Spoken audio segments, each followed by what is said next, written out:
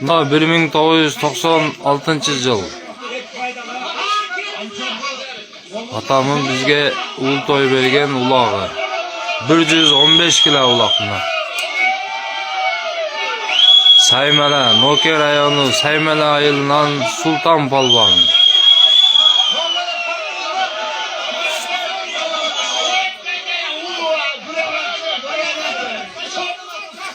Legendalardı görüp oğula, legenda.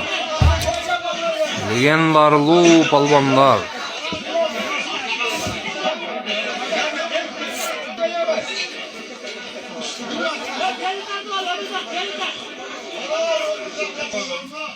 Ömürzak palvan, rahmetlik.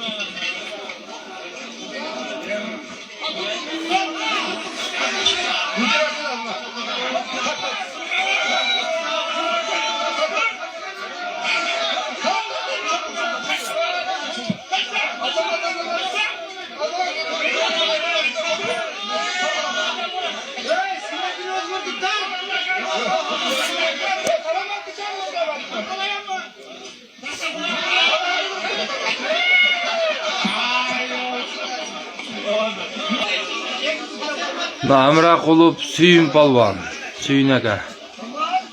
Neden şu çavatkan mahallede?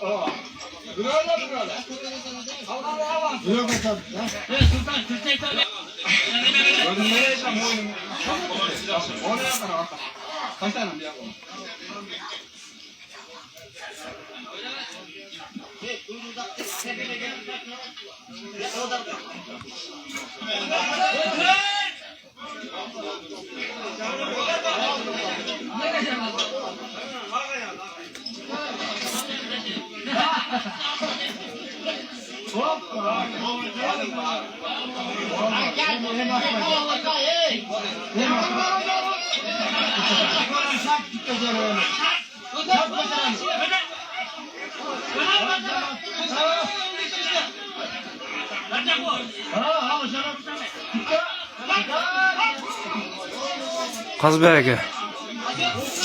Nedir ağaydın Nükas?